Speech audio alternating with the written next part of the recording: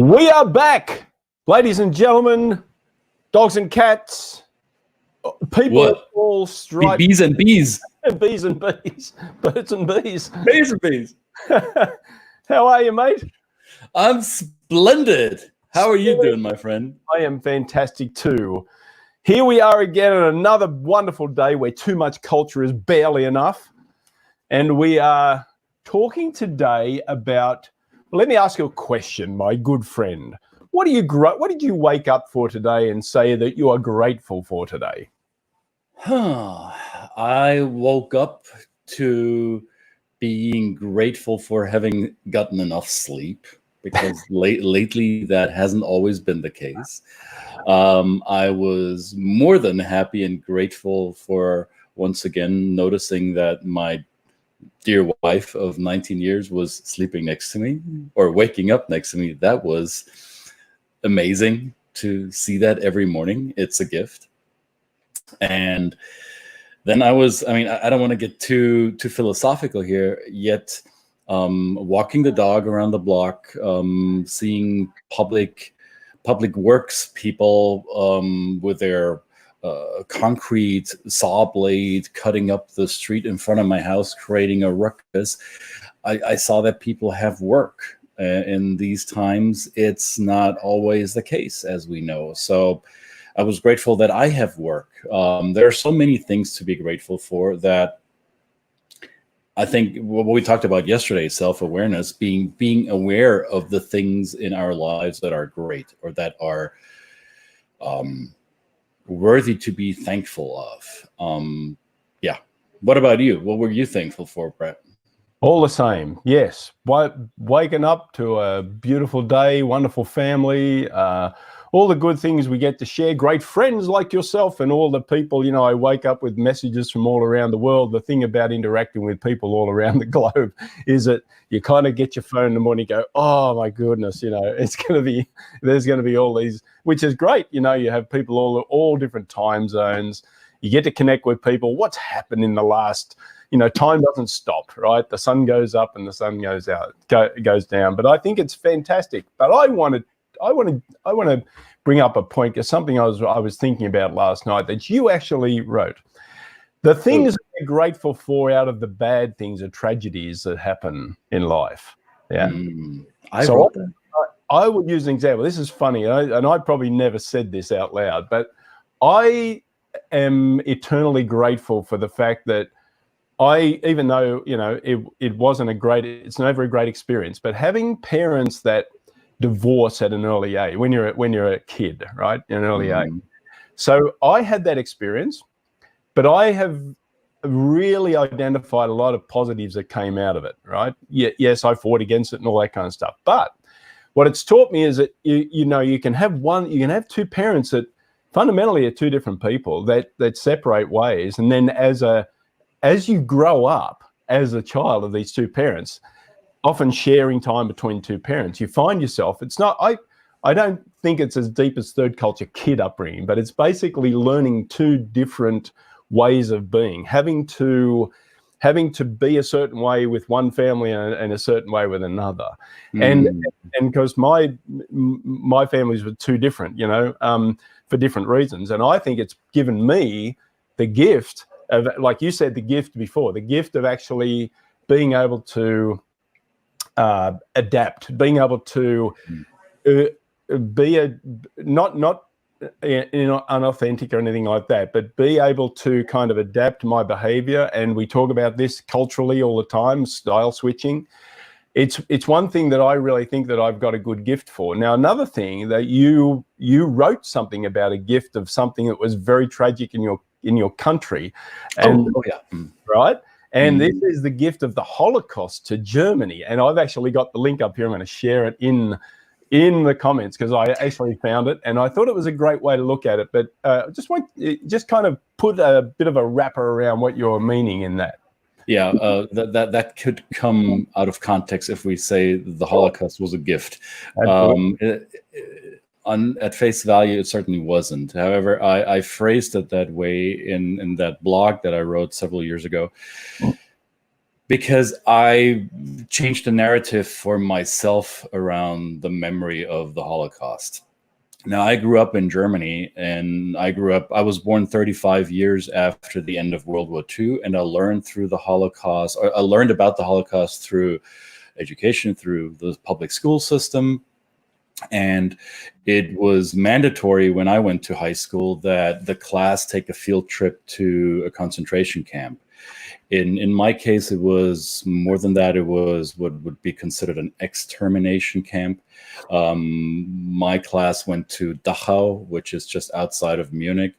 It's one of the Dachau, Auschwitz, Bergen-Belsen, Birkenau. Those were probably the big ones where most people got murdered. So when you're 14, 15 years old and they walk you through the gas chambers, which were masked as shower rooms, that's when, forgive my French or my crude English, that's when the shit gets real. That's when it sinks in that this is not just a page in your history book, that this is people only 60 years removed in the timeline that may or may not have been your grandparents who were actively participating in this.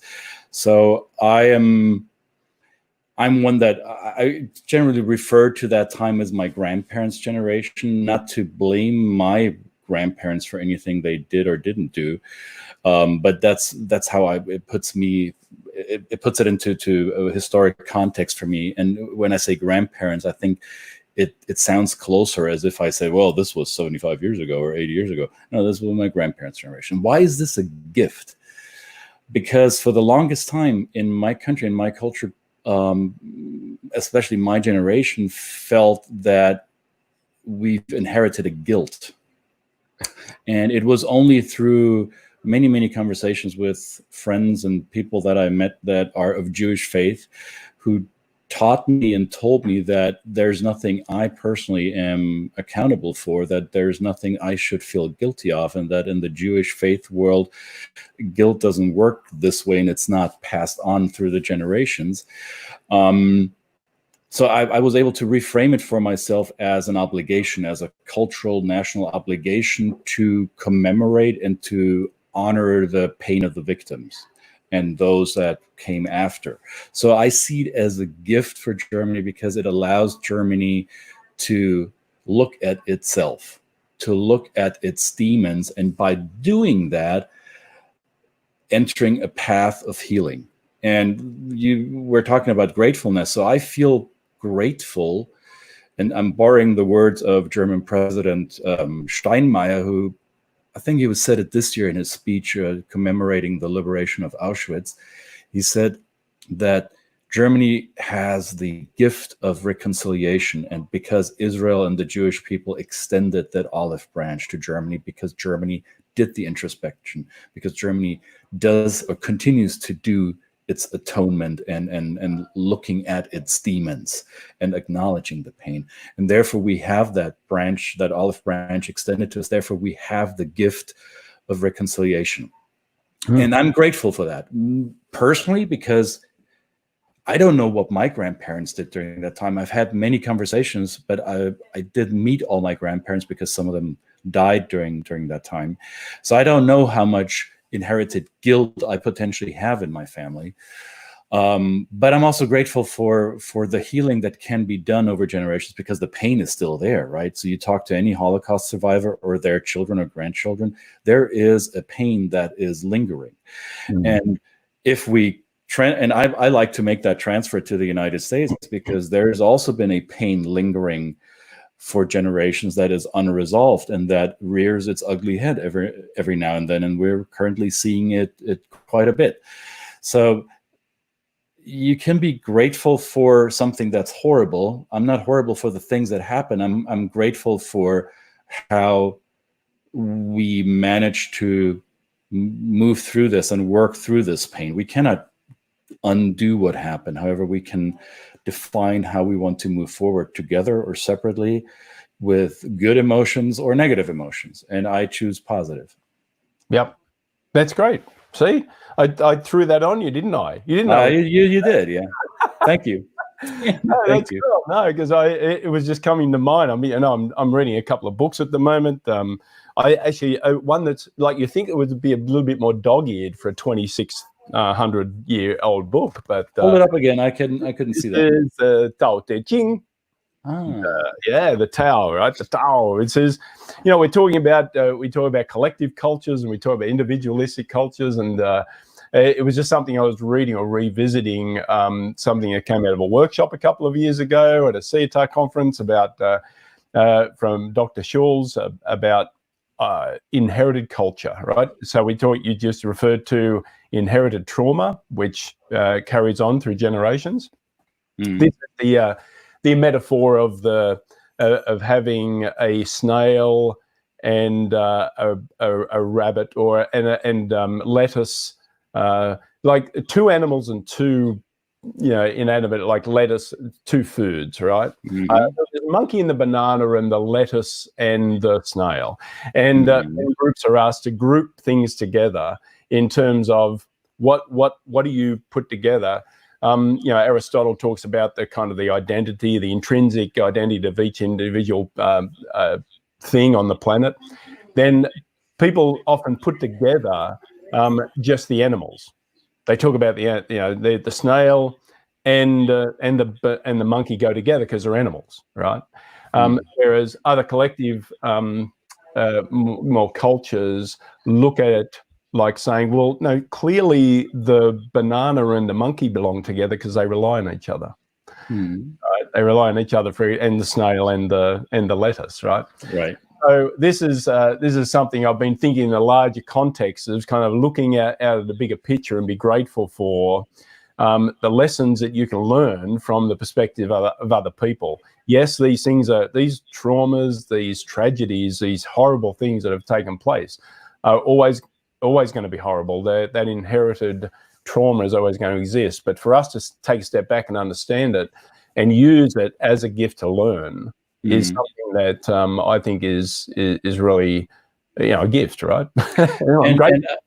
And I think it's easy for us male, pale, white people to look at the trauma from a Eurocentric angle. And when I say Eurocentric, that includes Australia, New Zealand, it includes North America. Forgive me for my geographical inaccuracies. Hello, Tamara. I like that mask and that profile picture. It looks great, doesn't it? And Tamara from Dublin, Ireland. I took my mask off for the recording. I hope that's okay. Now there's other big traumas, culturally induced or often more politically induced traumas that haven't been completely healed yet. So you look at the conflict in Rwanda, the Hutu and the Tutsi. You look Hutu and Tutsi. You look at the Khmer Rouge in Cambodia. You look at the trauma that many people in Russia are still recovering from Stalin ages, how many people got killed there. And there's multiple other traumas. We can look at the trauma of slavery, obviously. We can look at the trauma of the displacement or the genocide of indigenous people whenever colonialization happens. I had this conversation over 4th of July with a friend who is originally from the Congo, and we talked about the Belgian colonist era and how what type of atrocities happened there. So I mean, as a German, it's easy to focus on the Holocaust. As a person in the US, it's easy to focus on slavery. These traumas have happened over the course of history in many pockets of the world. And I think there are lessons to be learned from how these cultures have dealt with that trauma in the aftermath. And some of them have dealt with them in a healthy way, others in a less healthy way. But in any case, I think there are lessons to be drawn from that, right? Yeah, absolutely. The and I forget his name, the president of the I think the current, they call him the president of the well, now I'm going to forget the whole thing. When you mentioned that, man, that's terrible. It's terrible. Rewind that tape, Brett. It was there. I got to rewind that tape. It was about something about the African American experience and an African American leader saying, you know, this is essentially when he studies the history, right? When he studies this history, it gives him hope, right? It's a tragic history. It's a history with trauma and the trauma that still exists, but he has hope in looking at all the stories that came out of that and see the hope that comes out of a people that still believe in this country, and we're sitting in the US, but still believe in this country and its possibility, even though this country is, in many cases, never given hope to those people, right? Never given voice to those people. I thought that was very impactful, right? So we're continually learning and working through this. And I think this is where our educational systems are on the hook here. I think, and to a certain extent, who's she calling seniors? I'm not sure what she's talking about. Do you want to compare ages tomorrow? I know for a fact. So if you look at history, I think it really matters who wrote the book that you learn the history from. And I noticed this in growing up in the German school system, and then afterwards reading other books in college and university, and not only by German scholars, but also by international historians, that the perspective on the historic event could slightly change. And that also changes how I feel and think about the event. So it was my daughter in middle school who brought a book, an author, to my attention that was up until then unknown to me because I didn't grow up in this country, in the United States, that is. An author by the name of Howard Zinn, Z-I-N-N. The book is called A People's History of the United States. And it is magical because it looks at historic events through the lens of those that were the passive receivers of events and not the active, actors or perpetrators, however you want to say it. So it looks at U.S. history, slavery history, through the eyes of slaves or freed slaves. It looks at the colonization period of the 1500s through the eyes of the indigenous people. So it really depends on who writes the history and what do we allow to teach ourselves and our children. So going back to gratefulness, the word that we started out with, I am grateful to live in a world, or in this case, in a societal system that allows me access to different schools of thought, that allows me access to other voices. And I know part of my country where I'm from in my lifetime, before German reunification, was not allowed to do that, right? So I know from immediate experience that this type of freedom and this type of liberty is not granted to everyone on this beautiful planet. So I'm grateful for the pluralism of thought. Absolutely. And we're grateful for everybody for joining us, of course, and we love your questions, comments, and we invite them. This ongoing series will not work unless we get some interaction, and we've had some great comments and people sending us things, encouragement, and that's always wonderful. But we do invite you to share this with everybody that you know and you love, and the connections that you have, and bring those with you, so that we can have the chance to talk about them. We're coming up with things that are on our mind every day. I'm surprising my good colleague here with with topics, and we will continue to do so. I'm trying to get more of an organic way of bringing these topics to mind, which means sometimes we'll make mistakes, and that's okay, because I've made plenty in the past and I'll continue to do them. You're muted.